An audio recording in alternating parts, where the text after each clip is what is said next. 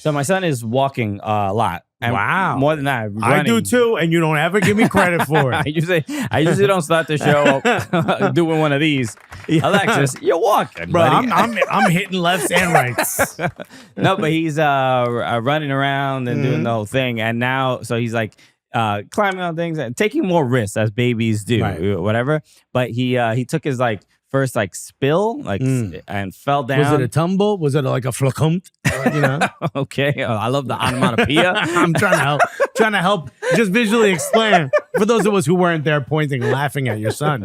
What was the vibe? No, he was running in the living room but fell down and kind of, didn't put his hands down quick enough to brace himself and hit his like lip, hit it and oh my God. Because at that age, the majority of their weight is in their head.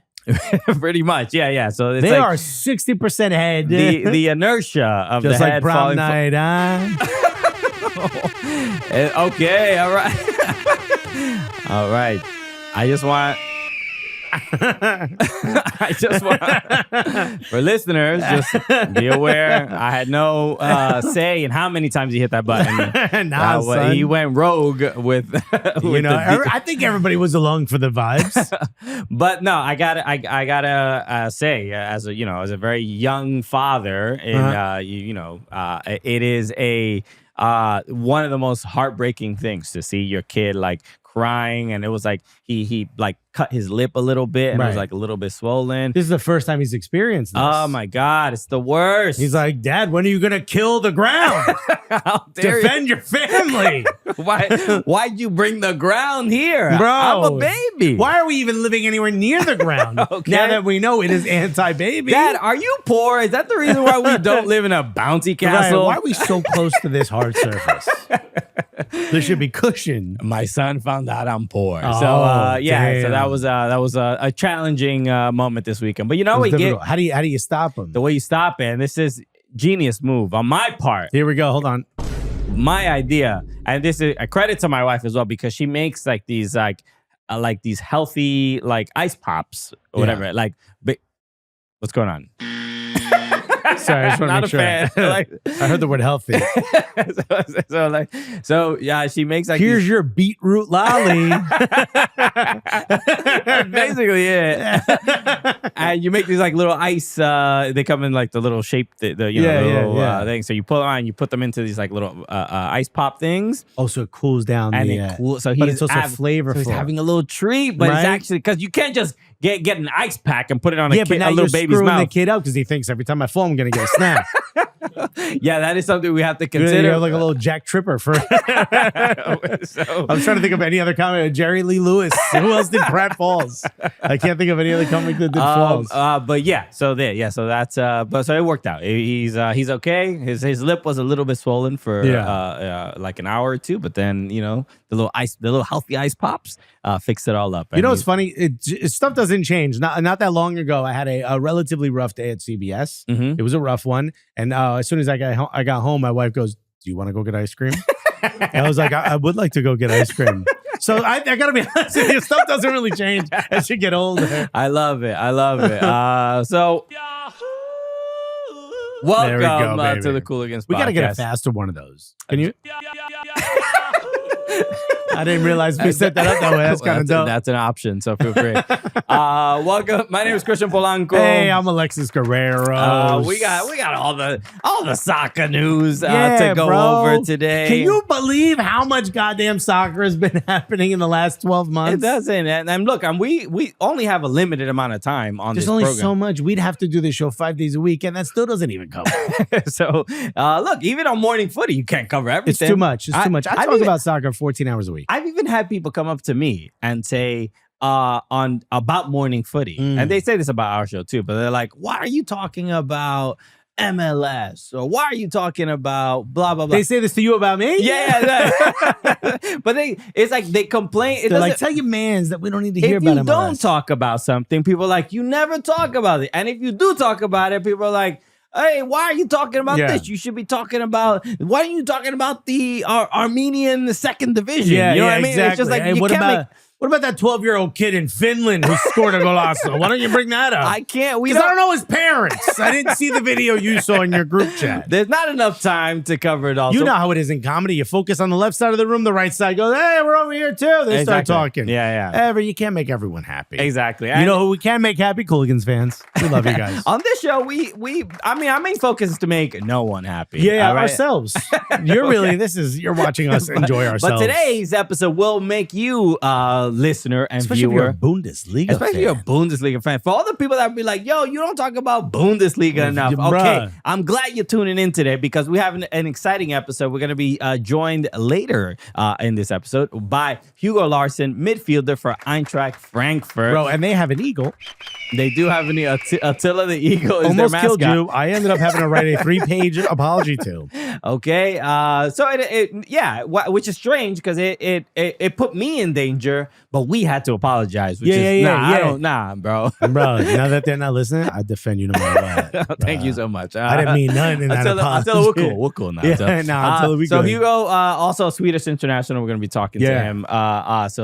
Very cool. I bring up Young Lean. It's a wonderful episode. It's a great time. Okay, so we have to talk again. Olympics going on, Leagues Cup going on. There's a lot going on, but today, obviously, we have to focus on these Olympics for the U.S. men and the U.S. women. Let's go bad news, good news. That's the way I like to do it. So let's talk about the U.S. men's national team first. Yes. They lose to Morocco 4-0. By the way, I don't know why I'm starting to feel like a psychic. Because I think we should just take a quick look at this because last episode, Alexis mentioned, and we all know the result of the game was 4-0. Right. And where have we all heard that before? Last episode, Alexis did say this. Check it out. I'm not necessarily expecting the U.S. to lose. I don't think Morocco's just I don't think overwhelming opponent. No, not at all. They can get it done. I wouldn't be surprised by either result. Right. Unless we lose like 4-0. Then I'm like, all right, I'm surprised. Yeah. That would be quite a shock. Can I just say something? I'm surprised. we are all surprised. I'm quite surprised. You say 4-0 like that'll never happen. I said unless we lose 4-0. I didn't say I guarantee you with my savings. But even putting that out into it's not my fault. I didn't manifest it. I'm not Marko Mitrovic. I'm not blaming you. I'm just saying that it just seems so far-fetched. You say it's a 4-0. Crazy. There's no way. I said I wouldn't be surprised unless. And let me tell you, your boy was shocked watching this. This was essentially 90 minutes of just capitulation, bro. It was 90 minutes of failure. Look, again, we had. Can you give me 3 good things that happened in this match? Don't you dare soft step this. No. So look, I'm just gonna say this. We were having this conversation last time about you saying capitulation and all these things. And again, I won't use words like that for these. These are the baby USMNTs. Okay, nah, it doesn't matter, bro. No, there was 3 overage players on the squad. 4-0 is crazy. To lose 4-0 in the Olympics is look, wild. This is my watching the game, and it just got more just progressively depressing as you're watching. You're just like, they can't figure anything out. We started out bad and never got better, maybe a little bit in the beginning of the second half, and they started out good and got better. Yeah. It was disheartening. It's like different from the way we played France, where like you lose 3-0, yes, but there's moments. Well, we did that because we were going after them. We were trying something. Yeah, but there were no ideas. No, there was nothing. And again, the benching Duncan Maguire and bringing on Griffin Yao felt like the right move because Griffin Yao really, really impressed in his when he had his time. But then he just everybody had the worst game they've just ever had. Speaking of Griffin Yao, by the way, I mean, I don't often watch Westerlo matches. You know what I mean? That don't hit my radar. I'm more of a Waterloo guy. Yeah. You hate Napoleon Bonaparte. Look, Brian Reynolds is also on the same team. Apparently, as Tom Bogart said on the morning show, Bogart. Bogart. I mean, you say Tom Bogart. A little. We got to switch the last name. Tommy Scoop said that European clubs, in particular championship clubs, are interested in both of them, actually, but in particular, Griffin Yao, based on the way he played. And I think that's fair. But in this game, no one's getting scouted off this match from the U.S. men's national It was team. bad. It was bad. I mean, like I was, we've been doing these recaps for Yahoo, for Yahoo Sports after these matches. I'm so happy I switched this one off with you. This is one of them where I'm like, all right, well, let me find something. Let me look at my notes real quick. There's something I can find. Sorry, everything's written in Moroccan. It was brutal, and it's hard to find any positives out of this because everyone was. Look, Kevin Paredes was the highest rated player, and I thought he like kind of tried the hardest and was going at. He would be your outlet, so that makes sense. But nobody could figure anything out. And credit to Morocco. It's just like the midfield was just clogged up. And there wasn't any real any real chemistry. There was just really nothing. I mean, there was one shot on target, I believe, which is just what I mean. It's the stats kind of tell the story if you didn't watch the game. But Ariel who I thought had a great tournament up until this match. Just had a rough one. Two penalties. Yeah, 2 penalties given away. I mean, like the first one it's usually that first mistake that is like, can they get past this adversity right here? And you'd be like, all right, that's nothing. Get back. But also, like, why is he swinging? And it's not that why is he swinging his leg to try to get the ball. The frustration for me is like, you don't know there's a guy there. I know there's like, you don't have a lot of time to think, but yeah, I mean, he's coming from your blind spot, but when you check, you should kind of be aware of that as a defender. Yeah. It's hard for me this is one where I'll say like, okay, because he's so young and he doesn't have a lot of experience at this level, it's tough for me to sit here and say. And of the older players, okay, Walker Zimmerman and Robinson had good tournaments, and I thought defensively they were tight. Testament, I think probably Testament and for me, Paredes probably walk away with the most, the highest level buzz enough where I'm like, okay, I can see both these players on the senior team out of anybody else. But overall, if I had to give this a grade, I'd say this is a 4 out of 10. For the whole team. For the whole team. For the tournament. For the tournament. For the tournament. You played 2 teams you were supposed to beat. The 2 good teams you didn't score. You lost by a goal differential of 7-0. I mean, I'd probably go like maybe 5. Nothing crazy. We're not that far off. We're not that far off. You made it seem like you were going 7. But yeah. You and I are pretty positive when it comes to. Yeah, and it was hard to see. There's a photo of Kevin Paredes like crying after the game, and so I think sometimes but him being younger and Dominican, I saw you walking up to him with a lolly. And I was like, no, he's a pro. No, I said, Dominican men don't cry. Don't hold it in. Don't you show weakness. What is your second family going to think? I know, good God. You got your wife and your 8 side pieces in this stadium. You can't go up to them after this. God. No, man. It was it's hard. Like I think sometimes for us we're like, oh, it's a youth. The Olympics for the men is a youth tournament. I didn't treat it that way. I really didn't treat it as a youth thing. That's fair. Look, the one thing I'd say is for an Olympic medal. It's kind of important. I agree. I do think the challenge of the Olympic Games, the matches between games is a very short turnaround with 2 days, sometimes 3.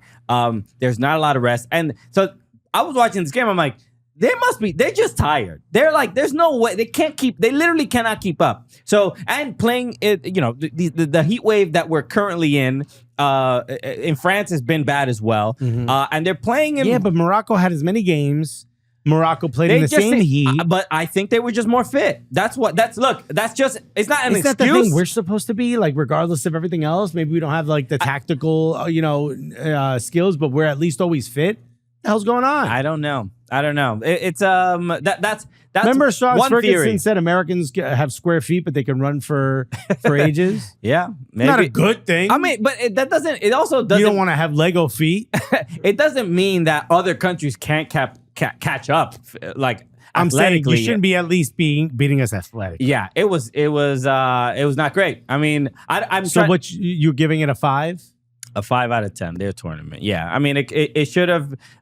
Look, if they lose this game 1-0, 2-0, I think that's, hey, all right, respectable result. I think 4-0 says that the focus wasn't there, the mentality wasn't there, and it's it's from a coaching staff to the players. It just that last that last game, it's just like not the way you want to get bounced out of this tournament. 4-0 to like a, it's not that Morocco's a pushovers. No, in fact, I think of them as second favorites at this point. Yeah, and they're having, we're recording this while Morocco's playing against Spain, and I believe they're currently leading. And yeah, they're leading 1-0 in the 53rd minute.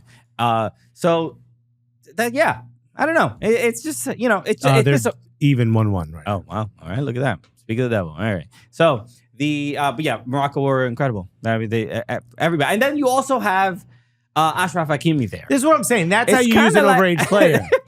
And that's the challenge with the Olympics is that the clubs don't have to release players. And I'm trying to think of who could in the U.S. who could have we have brought one of the Ricardo Pepi, but they didn't let him. Ernie Stewart didn't let him go. The former head of U.S. Soccer. Right. Yeah. Wouldn't let him go. Come on. Yeah. And it's Ernest. I think of this, I saw Duncan McGuire on Morning Footy, right? Talking about like really the high hopes that he had for this tournament.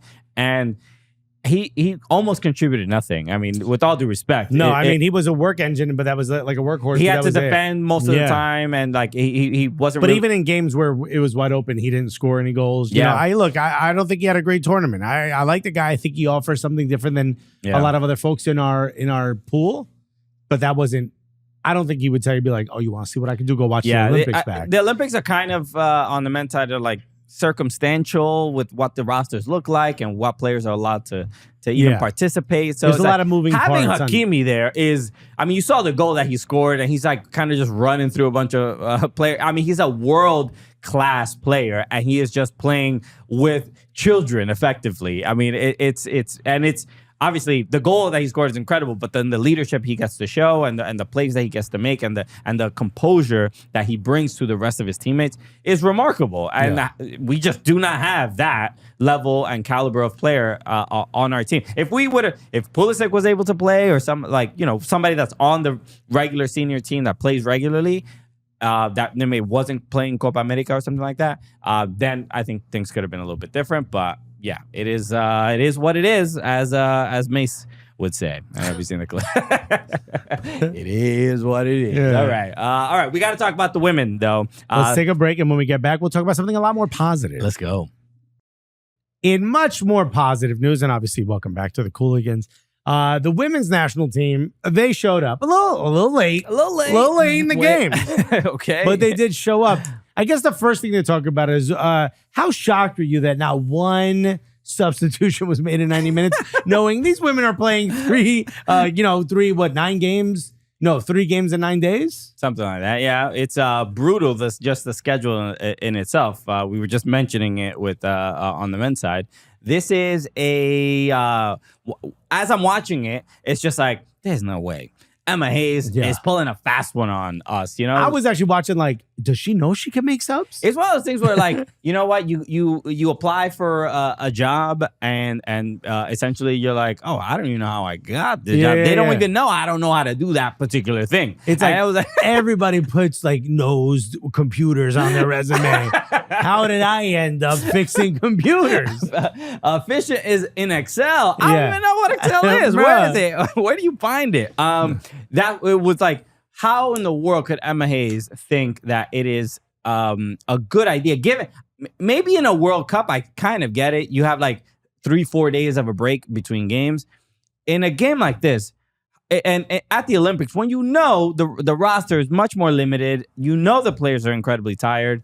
Why would you not make a substitution? And it's also like, maybe you're also not really thinking about the rest of the tournament, right? This is what I'm saying. You literally mentioned 2 of the most important parts.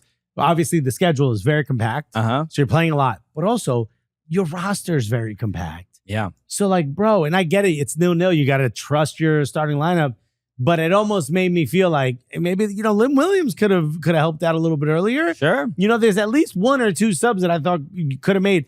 I think Charlie brought up a good point where he's like, if I would have made a sub, it probably would have been Trinity Rodman because she was so ineffective for most of the match. Sure. But what I love about the goal, and obviously Trinity Rodman scores, it would have a spectacular career-defining goal. Without a doubt. Absolutely incredible. Also, that goal, the goal itself looked like everything besides the ball going into the net looked like a replay of like 2 or 3 previous chances.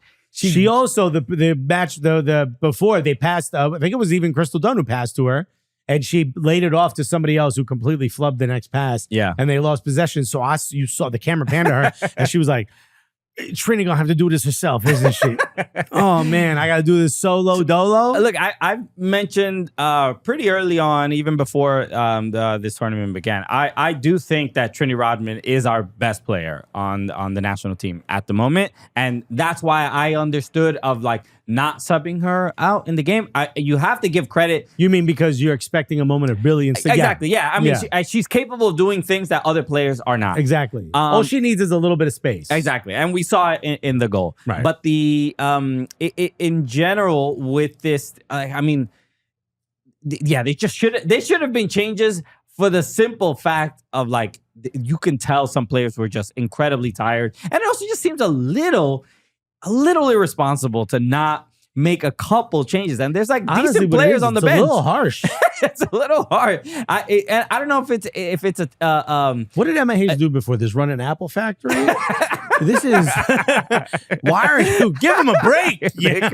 They could use it's just a So the fact that they did no subs were made in those 90 minutes it was just concerning. And at the beginning of extra time, Lynn Williams comes in. Niswanger comes in. Niswanger. For who did she come in for? For Swanson. So Niswanger plays. She is a left back for Gotham FC. But she is playing as a winger in this particular moment of the game, which seemed again. It's not a terrible day. She can play winger. That's just not what she's been playing regularly. And Emma for the last was very clear about taking a very versatile group of players. Yes. So 100% play multiple positions. Crystal Dunn, frankly, could play. I'm almost sure she could be a goalkeeper. She could literally play every other position on the pitch. So it's like it's difficult to figure out what the best kind of solution could have been because Japan were spectacular, and Japan, they were also staunch and annoying to play against, which is what they want. Yeah, they did an incredible job and held off the U.S. Women's National Team for as long as they possibly could. So you got to give a ton of credit. I saw Tobin Heath, a clip of her and Kristen Press's podcast, and she mentioned she went all out, and it's great to see this, especially from former U.S. Women's National Team players.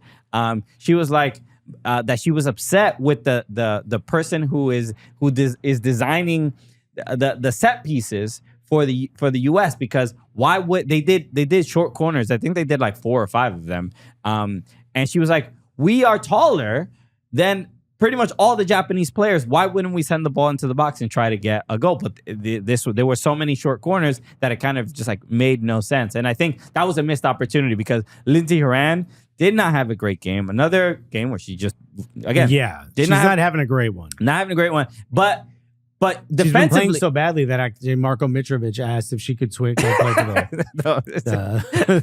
wasn't that bad, Alexis. Tone it down, bro. Sorry. Sometimes you got to embellish a little bit for comedy, folks. I may have gone too far. No, I thought she did a good job defensively because she cleared out a lot of balls, a lot of crosses, and just like dangerous plays. So her height is sort of becoming her biggest strength right now, even though she is obviously a very capable midfielder, but she's like not kind of breaking through lines as much as well as we would kind of like. And then, but I think that also is highlighted by Corbin Albert, who played well. I don't think she played badly, but her not being like the defensive juggernaut that like a Sam Coffey is, who's a bit of a destroyer. She can get parked in front of the back line and handle it herself. Corbin's not like that. She's a little bit more box to box, so it almost asked Lindsey Horan to sit back a little bit more versus be able to get forward. And I think that's one of the things you miss about not having a Sam Coffey in the squad, because she's so good at she's like the female N'Golo Kante. She's like, yeah, I can do this on my own. Y'all go play up there. I got this part right here. I mean, the possession numbers were 72 to 28. Yeah, but they didn't want the ball. Yeah. I mean, no, but Japan did a great job because when you look at the shots, they took 13 shots, which is like, again, that's not super common playing against the. Look at how much more possession we had. We only have 15 total. Yeah. So the fact that I think Japan just they weren't I think like to Tobin Heath's point, like we didn't really put them in dangerous spots. Yeah, we didn't take advantage of mismatches and stuff like that. Yeah, so it's like it's like, hoof the ball up there. Yeah, Brexit ball. Brexit ball. Yeah, they can't stop us. Get Tony Pulis on the phone. Ask him what he would do. All right, get Super Alan Parr, dude, to figure this out. Now, I sent you guys the Sean Dyche mixtape compilation, and I'm starting to wonder if you even watched it. So there could have been a little bit of that, and I had seen a clip of Emma Hayes mention that she felt and like her philosophy as a manager is basically that keeping all the players on the field leads to more creativity. Yes. Consistent formation leads to championships. That's her whole thing. Yeah. So, hey, you're here to play 90 minutes. Why you need to sit out? Okay. Don't make those iPhones. You come here to work. Yeah, you can only complain on your break, and you get no breaks. She's literally like, these Gen Z, I don't want to work anymore. And they say, we're mean to you. We give you 8 minutes for lunch. I don't understand what the problem is. So it was, look, I understand that maybe that philosophy is in a club season. Look, here's what I like about it though. It works. It puts you under pressure of like, you came here to win a championship. You came here to win a gold medal, I should say. Right. Go do that. Mm-hmm. You don't need someone to give you a break. What are you going to do after this? You got nothing. You're going to take a week or two off. You get your legs back. Get out there and run. Can I give you my hot take? Go for it. You want to hear my hot take? I do want to hear it. Hit the button a couple more times before you deliver it. It's not from a hot take, though. How come they got to play so many games to win one gold medal when all these dudes and women racing, you get one for every single little race? Oh, now they call I love your cute little races. Your cute little, you did this. You ran a lap. And how come Trini Rami shouldn't get a gold medal for that goal? Just for that? Yeah. At least a silver. You're telling me each individual game you should be having an award ceremony. It's unfair that Ledecky and what's my guy's name? What's her name? Ledecky. My bad. And what's homie's name? Lyles? Noah Lyles. This dude, every time he hears by the end of it, he's on a podium. How is it that they run in for 90 minutes and they don't get a medal? Hold on. It's not exactly, it's not one race and one medal. There's several like rounds and there's heats to get to the final. The heat, they're all playing in heat. I don't get it. I'm just saying, it seems like, but I saw Michael Phelps win like 48 gold medals once in one Olympic. Trini Roman only has a chance to win one? Yes. That's crazy. That is how it works in that event. I'm saying they should at the end of each match day, they should give out awards. That's my theory. That's my hot take. Okay, thank you, Alexis, for that. Put it. The lovely take. We appreciate it. Yeah, I love you know, all the Olympic takes have been remarkable. About an Algerian woman boxing apparently is a problem now. Because she hit too hard, bro. She hit too hard. I don't know if you know that. I think that's not what makes you good at boxing. If you hit too hard, that's it. It might be unfair. Yeah. Also, this was the Italian boxer who lost, who quit the fight. A police officer. Okay, all right. A lot of people got. You knew because as soon as she got punched, she did this, calling for backup. She ran up here. She went up here. She was squeezing. Nothing there. Back up, eh? Tutto back up, eh? But that image of her in tears in that bro, all I'm saying is the Italian national team, they better not lose any international tournaments because we got a new meme. Yeah, okay? oh buddy. Crying Jordan, how about crying police officer? So where were we? I do, by the way, I brought this up in the before the show this morning, and Hannah Cash, who's really good on the show doing highlights, she said, how about this? you get one for all the players get one, and that counts towards the nation's total. Oh, so that's interesting. It's not just one you win at the end. All 18. So now you get 18. I said, all right, I'd be willing to accept not handing out a gold medal or medals at the end of every match day. If at the end you counted them all. Dude, but that pumps the numbers up. Bruh. China's going to be pissed. China and Russia are like, why didn't we pay attention to this sport? Like, damn, we got beat by 38 gold medals. Also, what is this like weird dick measuring contest of like who wins more gold every year? I was driving in Queens. There's like an electrical billboard that just has the medal count. The medal count. Come on, bro, it's great. You win one. Like when you said dick measuring contest, I thought you meant the French guy who lost the pole vaulting. Did you see that? I did see it, bro. We should have a separate Olympic episode because there's so much drama. I will say, I think it's unfair that guy gets to practice pole vault every day of his life. After seeing that, every time he goes to pee, the kid's ready to bounce. My man is just bouncing into his bed. Yeah. Boom. Whoa. The wind doesn't even push him forward. Kids are tripod. A lot of fun stuff at these Olympics. A lot happens here, folks. But okay, so yeah, look, they ended up winning, and I just a great moment for Trinity Rodman. I saw her comments afterwards. She said that she blacked out. All she remembers was the ball coming from Crystal. She's like, Crystal sent me the ball. It. But she has no memory. She said all she remembers from that point is just her going, ah! Which, by the way, this is the media darling we've been asking for. Love it. She gets it, man. She just gets it from She has the pink braids. Yeah. She has the little jewel on her tooth. Bro, it's Brad Summer, dog. Is that Brad? For some reason, I think of a Bratz doll. You know, but no, we're super young folks, but we're super cool. Yeah. We're just the coolest. Follow my TikTok. I do all the latest dances. Okay, and if someone could show me how to start one, I too will do one.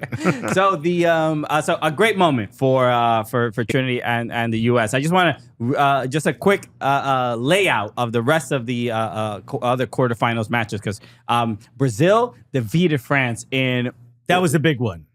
Unbelievable shock. Nobody expected that. I certainly didn't when I made my bracket, especially given that Brazil were one of the third place teams, only one game in their group. Lost Marta because of that red, and now we'll be missing Marta again. So that was didn't need her. Don't worry about it. The shock was that she got the red card against Spain for the high boot, and for some reason. It's a 2-match ban, which kicks someone in the back of the head. But damn, bro, it's Marta, and it clearly wasn't intentional. And look, no harm, no foul. I mean, it could have been bad, but no blood, no foul. No blood, no foul. And then Germany defeats Canada in penalties in a game that Canada, I thought, were objectively better. They had way better chances, but they did not have the goalkeeper that day in Katrin Berger, who the Gotham FC goalkeeper. And also Kaylin Sheridan, friend of the show, former Gotham FC goalkeeper. But the penalty, she was just Berger was just remarkable during penalties, stopped 2 penalties, and then scored the game-winning penalty. So I've ice in her veins. And then the other one, Spain against Colombia. Colombia up 2-0 on the world champs. We good, bro. And you saw the confidence, especially after that second goal. They just had to hold on, and they end up losing in penalties after Spain tied the game up. Aitana Bonmati with the game-winning penalty. But then Mayra Ramirez, the Chelsea striker, most expensive player in at the the WSL? time. I think she got surpassed by somebody by another transfer, but at the time she was the most expensive transfer in women's football history. But she finds herself one-on-one with the keeper. 76 minutes, she has an opportunity to ice the game and get that third goal. And has a 1v1 with the keeper and just hits it. Save, bounces up, keeper catches it. Yeah. It kind of looked like an M1 thing. I was like, damn. Just a devastating moment because that with miss, a long run too. That miss, is effectively knocked them out of the tournament because Colombia were not good in these penalties. Colombia's having a rough summer. Copa America, the Olympics. Yeah, you hate to see it, but so if you're a Colombia fan, you just want to crawl under a rock or in an HVAC system just to get away from Damn, You know? it's very New Jersey Colombian specific roast. So the semifinals are set. USA will be facing Germany again. Who we beat 4-1? Yeah, so maybe we might see something like that. But good thing. The best part of this is that Germany also had to. They played even more than the U.S. in this game, but they probably made a couple more subs than the U.S. did. I would assume so. And then Brazil against Spain. Wow. And so yeah. So any early predictions? I think it's going to be U.S. versus Spain and U.S. win. Interesting. Yeah. Okay. Yeah. Look, like we said before, I think the U.S. did not look like the favorites in this tournament. Not going into it, but based off that group stage, I got a lot of confidence that if they're not number one, they're at least number two. They look pretty good. So, all right. We got a great interview. We got a great, absolutely sick interview. Hugo Larsson. And I'll just preface this. Most of the time when we have younger players on the show, Hugo is 20 years old. When we have younger players on the show, we're usually like, oh, I don't know. They've never really interacted with comedians. Right. Sometimes they're a little shy, a little nervous. Not Hugo Or they're Larsson. like afraid to like put themselves out there because they're like, am I going to be cringe if I laugh, you know? Hugo was like, nah, we're good. As soon as he walked in, he knew the vibes. Yeah, bro. They prepped him well. You got to applaud this kid, man. Yeah, you're absolutely going to love the interview. I guarantee you by the end of this, you're going to root for him. Yeah, you're going to root for him. He's such a good dude. Exactly. So here's our convo with the midfielder from Eintracht Frankfurt, Hugo Larsson. Bro, when we talk about guests, superstar guests, we tell them, we say, book a ticket. Bro. Book a flight. Get them over here. First class. We're not going to pay for it, but book it anyway. We'll figure that out later. Yeah. Don't worry about it. We'll expense it through Yahoo. It comes directly. Yeah. We're going to touch it. You may have heard his voice. You see him on camera now. Ladies and gentlemen, star, okay? Future star from Sweden. I'm not talking about, this is like, all right. Maybe it's Zlatan, Young Lean, and then this guy, okay? How you put Young Lean? From Eintracht Frankfurt. Ladies and gentlemen, Hugo Larsson, everybody! Hugo, what's up, man? Thank you. Thank you for having me. Thank you for the nice introduction. Of course. How about that? You third place behind Zlatan and Young Lean. Yeah, that was a bit weird, but you want to be second place? I take it. No. I think Zlatan would be fine with that list. Yeah. Of course he would be. Hugo, thank you so much for joining us, man. This is really cool. Obviously, all the way from Germany, midfielder for Eintracht Frankfurt. I think the first thing I want to ask about, and I think a lot of people notice immediately, is your age. You are a very young player, but you have lots of minutes for Eintracht Frankfurt. Yep. This is not common for young players to have such a strong role and an important role on a team. So, I mean, what does it feel like to be your age and almost effectively kind of be a leader in that midfield? No, obviously, like you say, it's maybe not normal. So there comes pros and cons with this also. But yeah, it's good. I mean, I handled it quite well. I think nobody expected me to go into that midfield and into the team directly as I did and the way I did it. But yeah, it was a nice year, and now I'm 1 year older, a bit more meat on my legs. We say, I don't know if you use that. Yeah, we use that phrase here as well. Never once. When I say it, only when I'm ordering chicken wings. We say it in Sweden, but I felt when I say it. No, it works. A bit more meat on my legs. We get it, yeah. I feel like that's why you grew out the mustache. You're like, yes, I'm 20, but I'm going to get a lot of minutes. Yeah. I see it. It's shining. What is Some people like it. My mother don't like it. Your mother doesn't. My mom hates the beard, but my wife likes it, so it's staying. Okay, you feel me? So I see who he's deciding. Yeah, that's 100%. It's Love wild, your mom, but it's wild how I am much older than you, and I cannot grow that mustache that you have on your Bro. face. Yeah. Okay, then I should be proud. Right? this guy he's like a dolphin. He's got no hair on his body. It's ridiculous. He's very aerodynamic in the water. It's very good for him. Now I'm waiting for this one. Yeah, when you get this, hit me up, bro. That's when we'll go party. I look like a Turkish cab driver, right? Like you know they have to have beards. It's a very important thing. Talk to me about that move from the youth levels to the senior team. What's Hugo Larsson like? Are you the type of person? All right, shut your phone off. Phone call now. Wow, are you I'm serious. Actually, it was Young Lean saying I should have been number one. Zlatan's number two. Talk to me. Are you the type of person that's like ready to go? Give me that opportunity, or was it like something that you felt you needed a little bit of time to settle into that first team? I think when giving the opportunity, you don't know really how you're going to respond to it. And I think both in Frankfurt, but also in my old team, I was kind of thrown into the situation because I came into a Malmö team where they struggled quite much that season. and I was just thrown into it. And then you're kind of forced to be able to swim, if you know what I mean. Yeah, of course. They throw you in the And, deep end of the pool. And I had to swim, you know, and I could swim, thankfully. He's like, My you boys mother are swimmer. Yeah. You see the Olympics? I should have been there. 100 meters, easy. Hey, you Backstroke. make it unserious now. We're gonna go twists and turns. No, but like I said, I was kind of thrown into it, and then I had to handle it. And I think in my case, and maybe for everyone, that's easier when you don't have to think too much and you're just kind of thrown into it. Was kind of the same situation in Frankfurt. I think I was not in the squad for the first 2 games. Then our captain was injured and I had to play. I came in, I think, 20 minutes or something like this. And after this, everything just went on. And yeah, I think in my case, that was easier and it helped me a lot, I think. Yeah. I was watching a lot of videos, researching Hugo Larsson to see to learn as much as possible. And one of the Watching the things, Hugo Larsson mixtape. exactly. Okay. So, and one of the things that I saw that you had mentioned in one of the Eintracht Frankfurt videos was that your favorite player is Cristiano Ronaldo. It is. It is. And Even after this Euros? It is. Okay. I'm just asking the question. You can answer however you want. You're a Messi fan, right? Very much so. Yeah. so, given that you are a fan of Ronaldo, I'm kidding.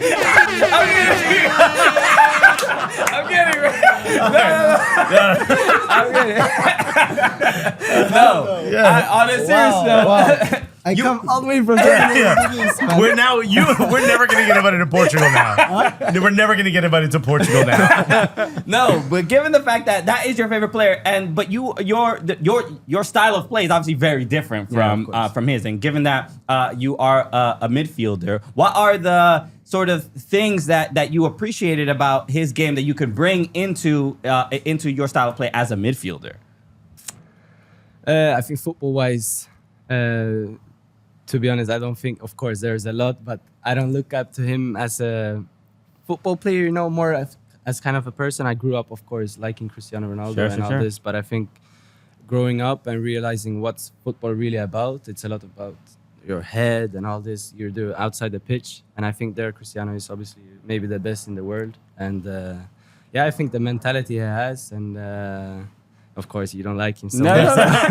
No, I try to praise him a lot. No, he's number 2. He's great. No. He's number 2. To me, he's number 2. That's very high. The thing is, for me, I think Messi is also the better player, but I like Cristiano more. You know what I mean? And that's Actually brings a great question, because I think here you'll find arguments in American sports like LeBron, Kobe, Jordan, right? And I think some people, I liken Cristiano Ronaldo a lot to Kobe because it's a mentality thing. Yeah. It's not just talent. It's the mentality to just never want to lose, to be better than others. Never let somebody else take a free kick. Yes. You know what I mean? That you got to have... He's our guest. Why are you trying to bring him down? What is it about Cristiano Ronaldo that drew you to him? Is it that intensity to want to prepare your body and to prepare your mind to be great? Because when you do have that argument about Messi or Ronaldo, some people are like, well, Messi's just so gifted, and Ronaldo just wouldn't stop until he was the best. Yeah, is that what drew you to him? I think so, yeah. Growing up, of course, he has this kind of cool aura, you know? Yeah. And that is what kind of drew me into him, I guess. You know, the hairstyle, you grow up, obviously, when I look like him. Yeah. I don't look like him at all. No. You got to work on that tan, man. Put some Now, of course, when you grow up, it was because of this. But now, as I said before, when you realize how much work you really have to put into it and understand how much he have put into to be able to reach the levels he had.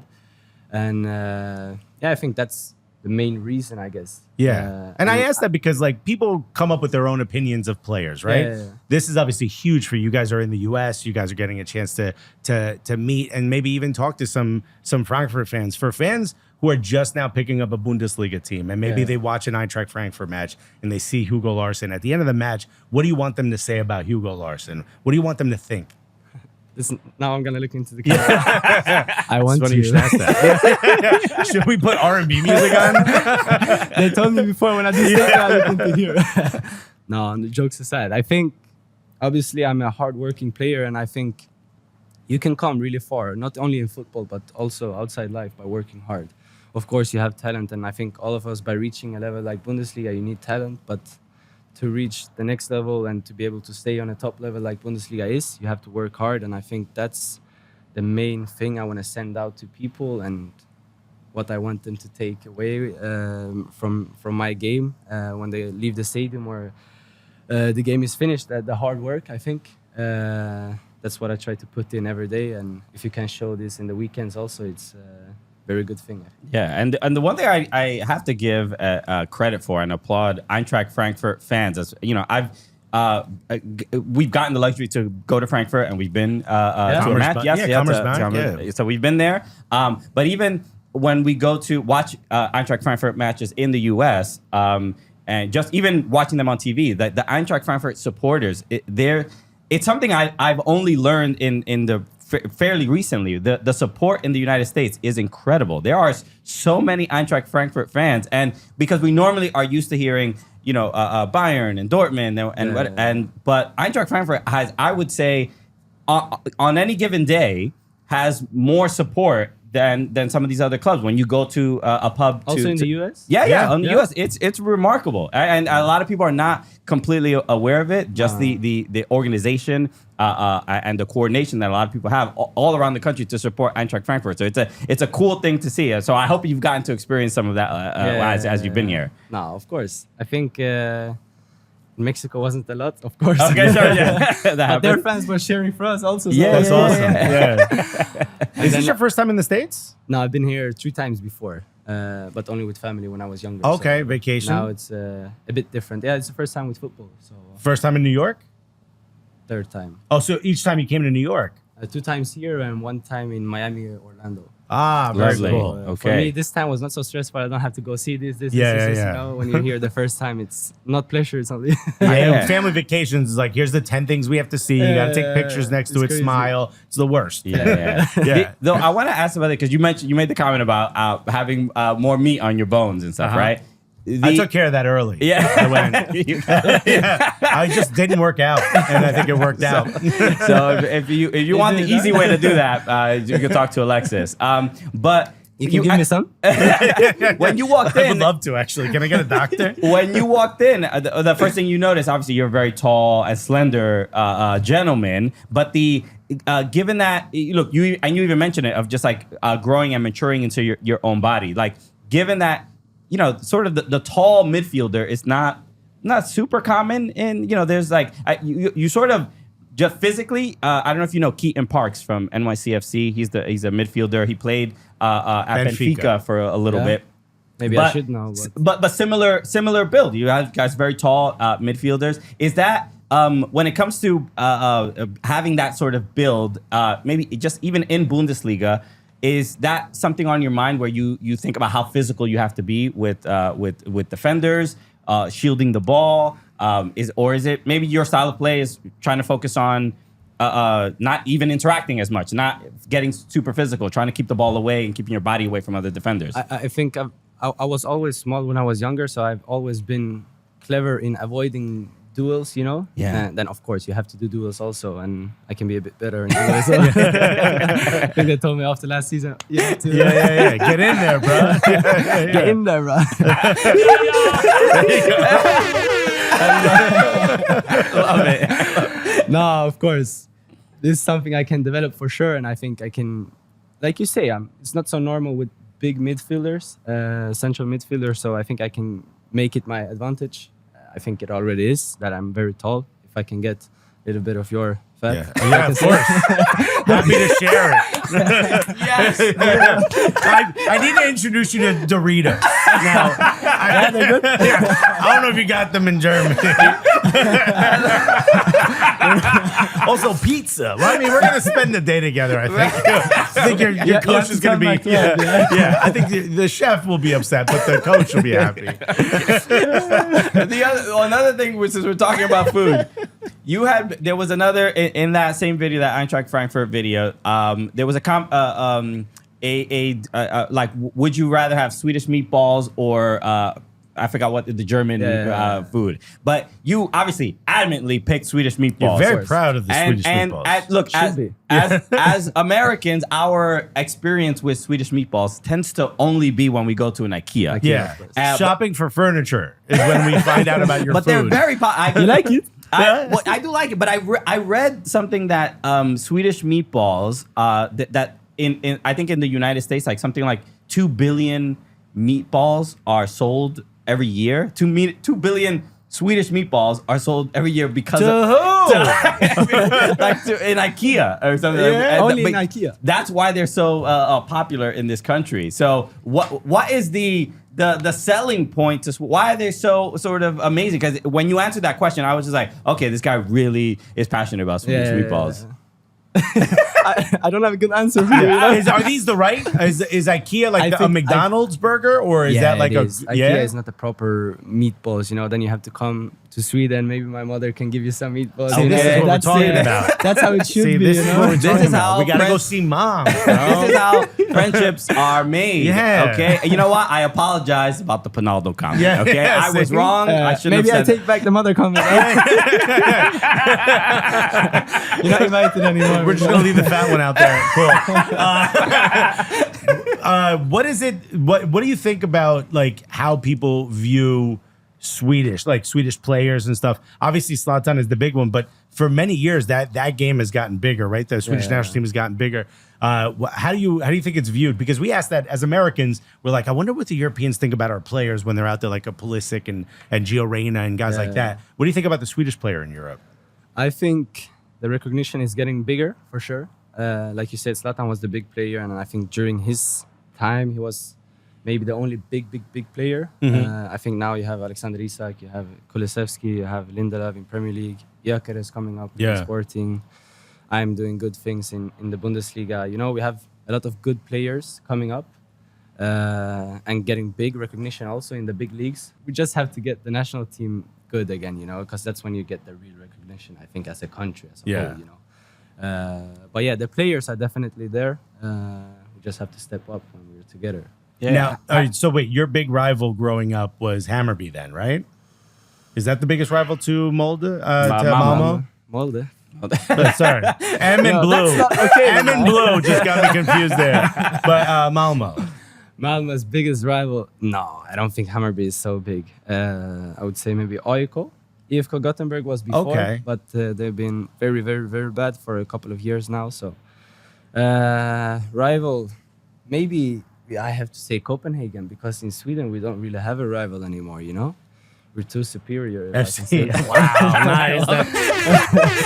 No, honestly, it's like this. FC Copenhagen's dope. They got a cool stadium. All right, I didn't know that was the rival. It's very close. It's when I fly home, I fly always to Copenhagen, 20 minutes over by the bridge. Oh, wow. Malmo, so man, I was in Copenhagen not that long ago. I should have just swung over to Malmo. So what's up? Could I get some meatballs? I did not.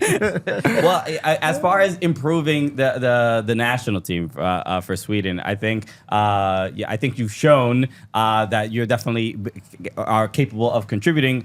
You know, one of the things you did as well was a score in a 5-1 victory against Bayern Munich. So I'm sure that. No applause? Oh, yeah. I don't know. I gave you the eagle for the There you go. That must have felt very nice. I This imagine. was amazing. I had both my best friends at the there? stadium. Me and you were there? No, this was. No, he said his best friends. Okay. Two best friends. I didn't know we were there. That's crazy. We're not that close yet. We went to A 5-1 victory over Bayern, but it was a different one. It was a different one 2 years prior. 2 years ago? Yeah. Yeah. 2019, 2020, 2020. I I don't think it was the remember. beginning of 2020. 2019. They fired Nico Kovac. Yeah, nice. So That 19. was we were there the day he got fired because of that game. So it's pretty crazy. We were like, sorry if it's because of us. Frankfurt won. Yeah, Frankfurt won 5-1. 5-1. Yeah. How cool Maybe is it's a that? tradition, huh? Yeah. I guess you I don't want to just say made too it a much for trend. the season, but Made it a Bayern, we're trend. coming for you, huh? Yeah. Every time we're there. So clearly, that must have been really, really cool. No, this was really, I think, one of the best days in my life, for sure. I mean, it was my second goal in the Bundesliga. And yeah, this day was unbelievable. No one expected us to go out there and win by 5-1 against a team like Bayern Munich. So yeah, it was amazing. As I said, I have my best friends there. not you two, but Yes. another best, Other best friends. another- That's fine. another- It's been a tragedy to learn that we are the We'll second. get over it when you leave, but for right now it hurts. I can give you a hug. We'll do a group hug on the way out. Make everything okay. Nah, this day was amazing. So, Yes. well, hold on. You said second goal. Did you switch up the celebration on this one? I did.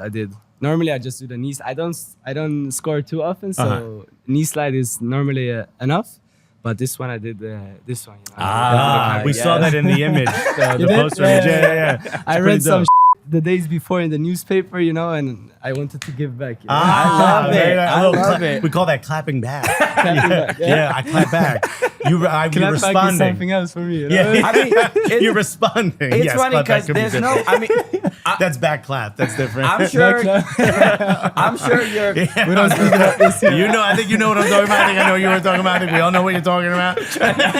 Okay, let's My mother doesn't watch. You know? let's write this ship. What was I just gonna say? I forgot what I was gonna say. Why? Yeah, what are you Distracted? thinking about now? That I you was. can't? Let us know. Huh? I don't remember now because the back clap threw me off. But scoring against a score. Wow, This is what I was gonna ask. Bayern Munich, obviously, nobody expected you guys to win 5-1, but the Bundesliga season last season, especially, was very unique and very different. Given Bayer Leverkusen's, we don't really get to see anything like that. Just an undefeated season. So, what does this? How does this change? Does it raise the bar? How does it change the preparation for this season, knowing that perfection might have to be the standard? I think for us, seeing a team like Leverkusen doing what they did also gives us kind of hope and believe in ourselves that we can do.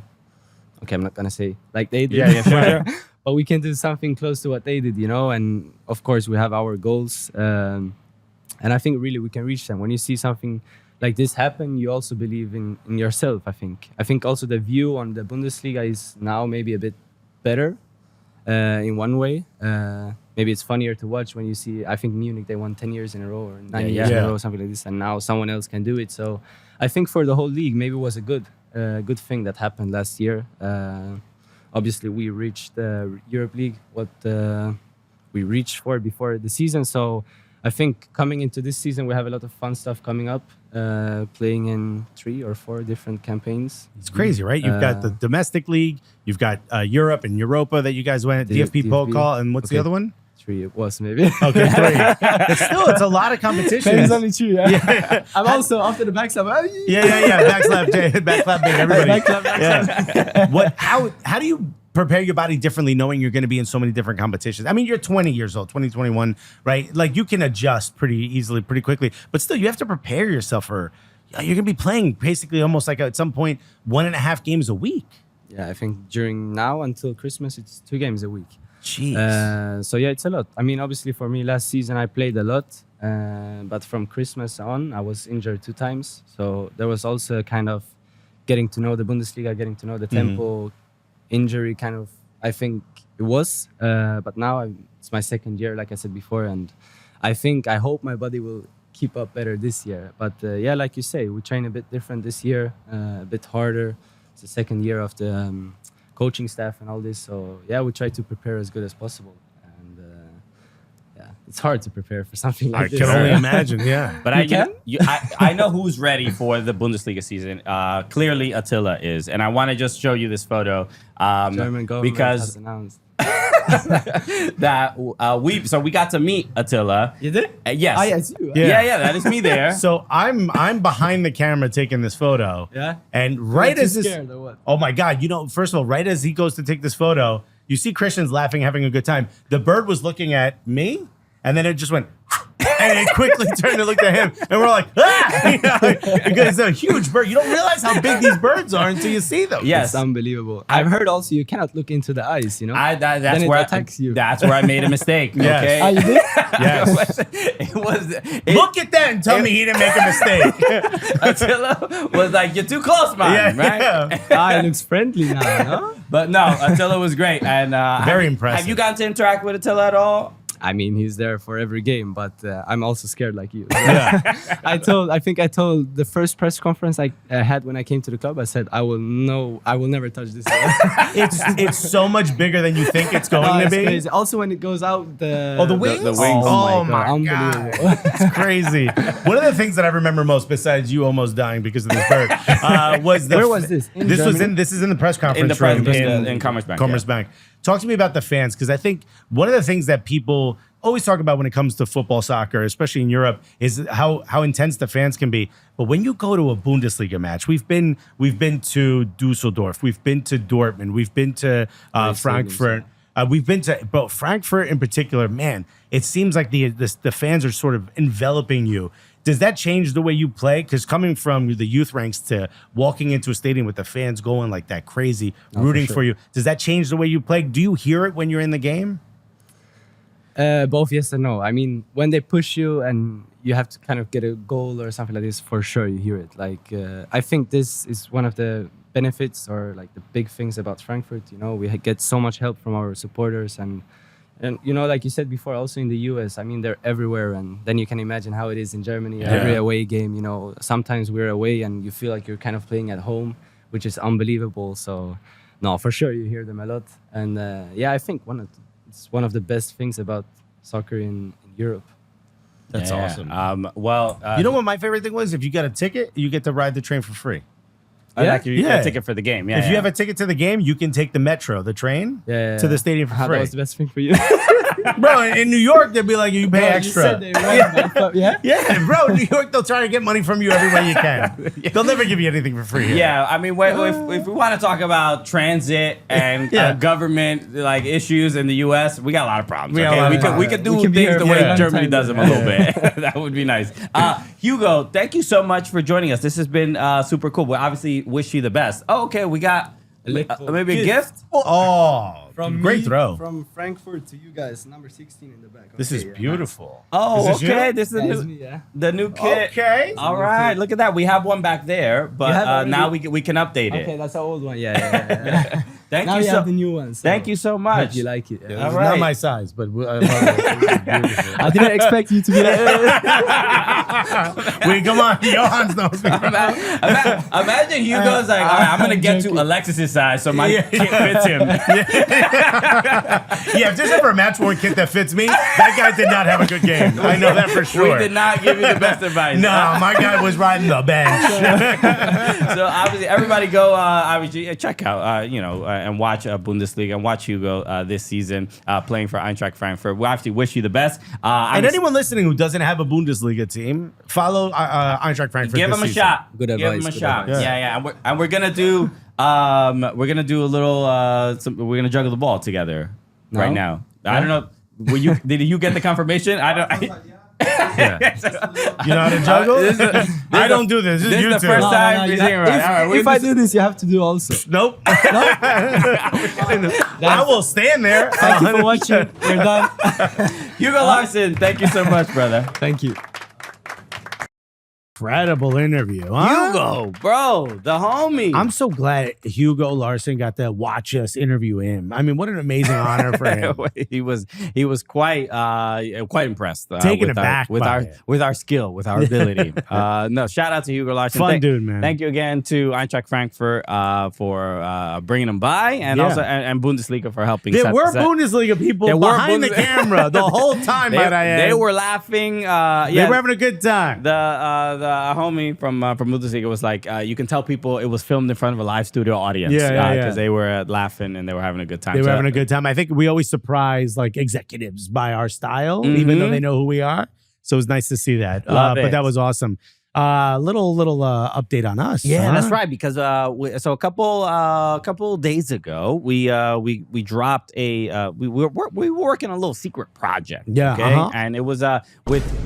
with New York City FC and So go to onlyfans.com/cooligans. No.